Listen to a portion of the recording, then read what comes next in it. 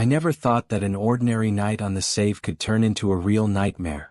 I worked as a night watchman in an old factory where nothing happened except for the occasional sound of old pipes. However, today something was wrong. I heard a strange signal piercing the silence. Not happy but worried, I decided to see where it could be coming from. When I arrived at the location where the signal was coming from, I found that one of the alarm sensors was inactive, although the light it was turning off clearly indicated that there was movement. I decided to check all the premises of the factory, hoping that it was just a malfunction. But when I entered the old part of the building, my fear increased. The old walls of the factory looked as if they kept many secrets. I walked through long dark corridors and came across old crates and sandbags. Every step echoed loudly in this dead silence. Suddenly I heard breathing, something like a heavy breath. But when I came back there was nothing. I came across an item that shouldn't be here. It was an old piece of cloth with blood stains. I couldn't figure out what it could be, but he looked like he'd been thrown in here in a hurry. With every minute I felt my heart beating faster. Suddenly I heard a sound I couldn't identify. It was a crack, as if something large was moving between the walls of the factory. I tried to follow the sound, but it disappeared as quickly as it appeared. I went back to where I found the piece of cloth, but it was gone. As I approached the place where the piece of cloth used to be, I felt a cold breeze. The darkness grew thicker and I felt someone or something watching me. My hands began to shake, but I continued to walk forward, risking that maybe it was just my imagination.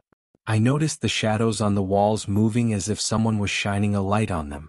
I think they were just illusions, but as I got closer, the shadows disappeared as quickly as they appeared. I started to question my sanity, but I kept my cool so I wouldn't panic. My fear grew to the point where I could no longer simply ignore what was happening. I saw how the doors of the old warehouse opened by themselves. I tried to turn on the light, but it didn't work. The darkness was thick and impenetrable, and I could feel something invisible approaching. In the darkness I suddenly saw a figure. She was standing in the corner of the room, almost invisible, but it was clear that she was not human. I took a few steps forward, but the figure disappeared, leaving only a cold wind and a loud sound that resembled a scream. I found old records on paper that looked very old and tattered. They contained strange signs and words that I could not decipher.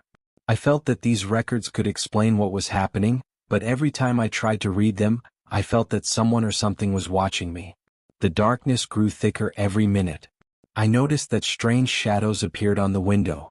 They were smudged as if someone had tried to erase them. I came closer and saw that from behind the glass someone or something. The darkness grew thicker every minute.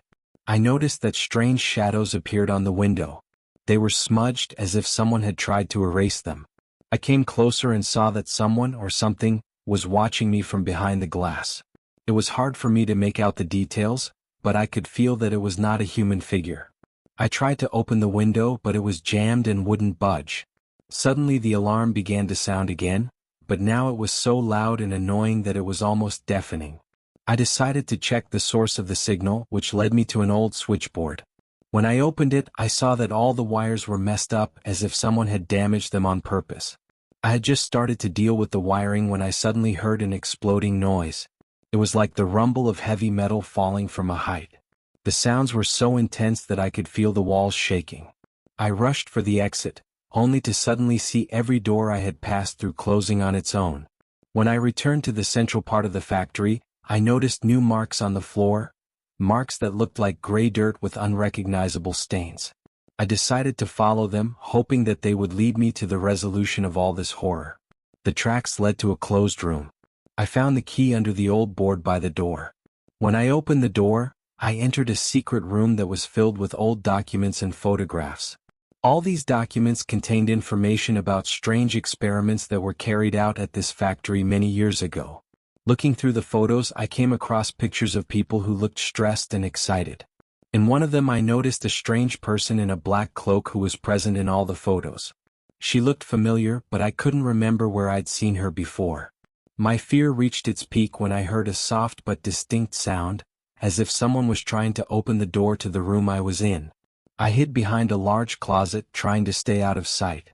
A feeling came over me that I was not alone and that the figure in black was approaching. After the sound disappeared, I decided to study the documents more closely. I found a reference to Project Shadow. It was an experiment that aimed to study the ability of people to transform into something else under conditions of great stress. All subjects of the experiment disappeared without a trace, and the factory was closed. As I continued to examine the documents, I heard the sound of someone calling. It was a whisper that came from the darkness. I tried to make out the words, but they were indistinct and echoed as if carried by the winds. When I decided to leave the room, I noticed that the shadows in the corridors had become even more terrifying. They moved independently and formed strange shapes that seemed alive. I decided that I needed to find a way out, but every step became more dangerous. I came across old documents containing lists of names of people who participated in the experiment. I found a name that seemed familiar. It was the name of one of my former colleagues. My fear grew as I began to realize that this factory had a personal connection to my life. After looking through the documents, I decided to check the room again where I found the piece of cloth. I managed to find an old video camera that still worked. The video showed scenes of experiments where people changed into some strange entities.